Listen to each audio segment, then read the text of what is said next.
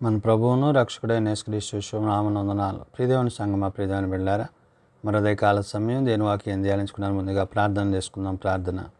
కృపగల తండ్రి, దయగల మేసయ్య, బంగారు పాదాలకు లేఖలేని వందనాలు, స్తుతులు, స్తోత్రములు.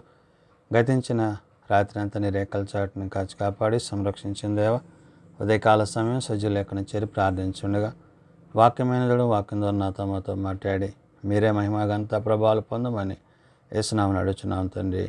ఆమెన్. ప్రియదేవుని సంగమా ప్రియదేవుని బిడ్డలారా, ఎడదనకు ఏర్పాటు చేయని వాక్య భాగము త్రిత్వ పండుగ కొరకు ఏర్పాటు చేయబడిన సువార్త వాక్య భాగము మత్తయి సువార్త 28వ అధ్యాయము 16 నుంచి 20 వచనాలు ధ్యానం చేసుకుందాము. త్రిత్వ పండుగ కొరకు ఏర్పాటు చేయబడిన సువార్త వాక్య భాగము మత్తయి సువార్త 28వ అధ్యాయము 16 నుండి 20 వచనములు ఈ విధంగా రాయబడినవి. 11 మంది శిష్యులు యేసు తనకు నిర్ణయించిన గలిలయలోని కొండకు వెళ్ళిరి. వారు ఆయనను చూచి ఆయనకు మొక్కిరి గాని కొందరు సందేహించిరి. ప్రియదేవుని సంగమా ప్రియదేవుని బిడ్డలారా, తండ్రి యొక్క చిత్తాన్ని జరిగించిన కుమారుడైన క్రీస్తు యేసు ప్రభువారిని బట్టి, ప్రభు చేసిన పరిచర్యను బట్టి, ప్రభు మాటలను విని విశ్వసించి తండ్రి ఉపదేశాన్ని అనుసరించిన కుమారుడైన క్రీస్తునందు ఆయన మాటల యందు నిలిచిన వారే, ఆయనను వెంబడించిన వారైన శిష్యులను గురించి పరిశుద్ధాత్మ దేవుడు భక్తుడైన మత్తయి ద్వారా రాయించిన మాటలు.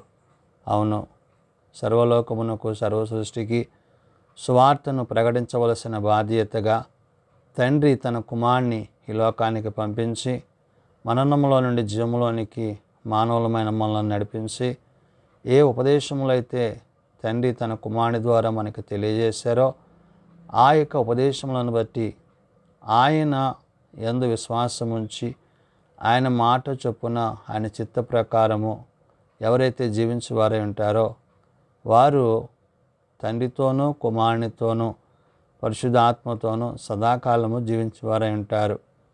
త్రిత్వంలోని ఏకత్వము అనగా తండ్రి కుమార పరిశుద్ధాత్మల యొక్క ప్రేమను కలిగిన వారై మనము ఆ ప్రేమ యందు నిలిచిన వారమై ప్రభుతో జీవించేవారమై ఉంటామనే విషయాన్ని పరిశుద్ధాత్మ దేవుడు భక్తుడైన మత్తయి ద్వారా తెలియజేస్తూ ఇక్కడ ఆయన అంటున్నాడు, సర్వలోకమునకు సువార్త ప్రకటించుటకు ప్రభు ఎవరినైతే ఏర్పరచుకున్నారో ఆ ఏర్పరచుకోబడిన శిష్యులు ప్రభువుని స్తుతించడానికి, ఆయనను ఘనపరచడానికి వచ్చారు.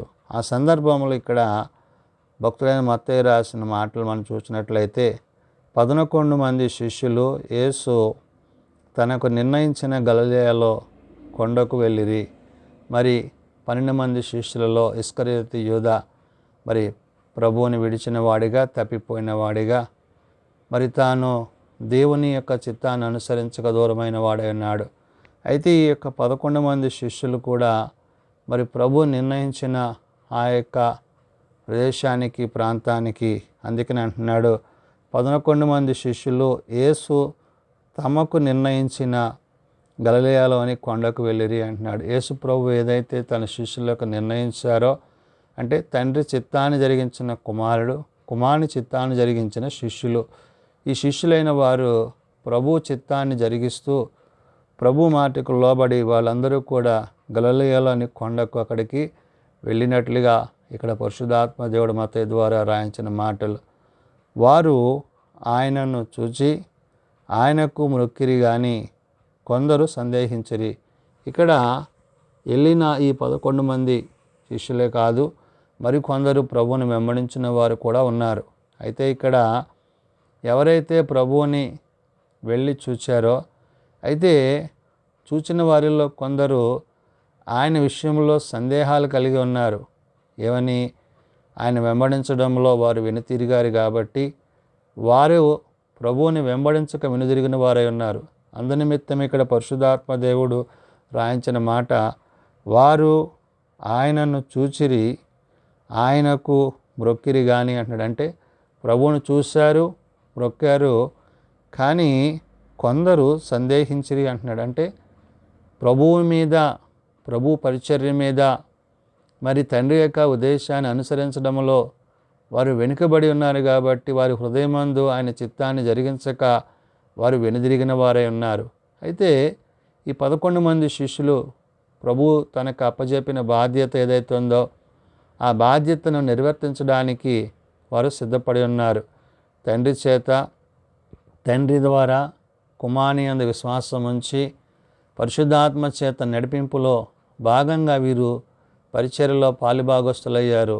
అందును బట్టే ప్రభు ఇక్కడ ఈ మాటలను తెలియజేసి, అయితే యేసు వారి యొద్దకు వచ్చి పరలోకమందును భూమి మీదను నాకు సర్వాధికారం ఇవ్వబడి ఉన్నది అంటున్నారు.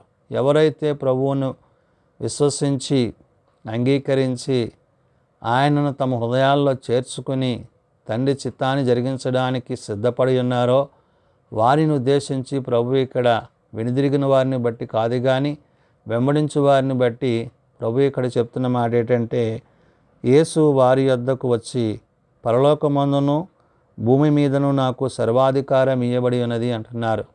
తండ్రి యొక్క ఉద్దేశానుసారంగా మరి కుమారుడైన ప్రభువు ఆయన అధికారము అంటే తండ్రి అధికారాన్ని కలిగిన వాడిగా పరలోకమందును భూమి మీదను ఆయనకి ఇవ్వబడిన అధికారం ఏదైతే ఉందో ఆ అధికారాన్ని బట్టి ప్రభు ఇక్కడ శిష్యులకు తెలియజేస్తూ ఆయన అంటున్నాడు, పరలోకమందును భూమి మీదను సర్వాధికారం ఇవ్వబడి ఉన్నది అంటున్నాడు.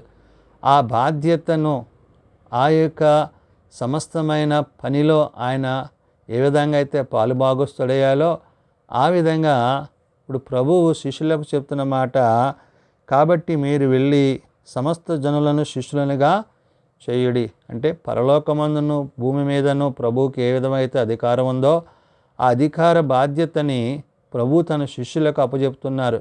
అంటే మీరు కూడా పరలోకానికి భూమికిని అధ్యక్షుడైన దేవుడైన తండ్రి అయిన దేవుని బట్టి ఆయన కుమారుడైన క్రీస్తుని బట్టి మిమ్మల్ని నడిపించబోతున్న ఆదరణకర్త అయిన పరిశుద్ధాత్మను బట్టి మీరు ఈ పరిచర్య చేయువారై ఉన్నారనే విషయాన్ని ప్రభు అక్కడ గుర్తు చేసి ఆయన అంటున్నాడు, కాబట్టి మీరు వెళ్ళి సమస్త జనులను శిష్యులనుగా చేయుడి అంటున్నాడు.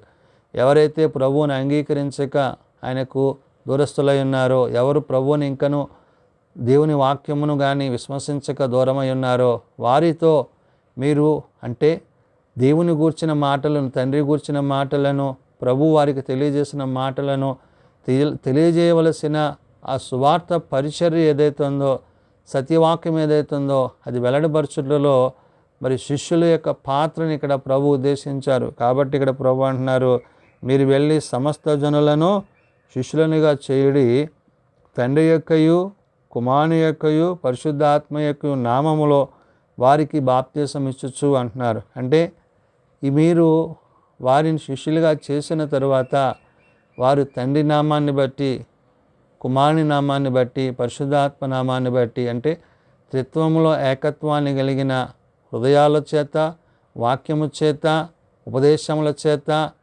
వారు ఏదైతే మరణము తర్వాత మరి దేవునితో యుగయుగాలు జీవించవలసిన ఆ యొక్క నిత్యరాజ్యమున్నదో ఆ నిత్యరాజ్యములో ప్రభువుతో మనము జీవించాలంటే ప్రభు మనకిచ్చిన నిరీక్షణ ఏదైతే ఉందో ఆ నిరీక్షణను ఆధారం చేసుకుని మీరు జీవించేవారే ఉండాలనే విషయాన్ని ప్రభు ఇక్కడ గుర్తు చేశారు.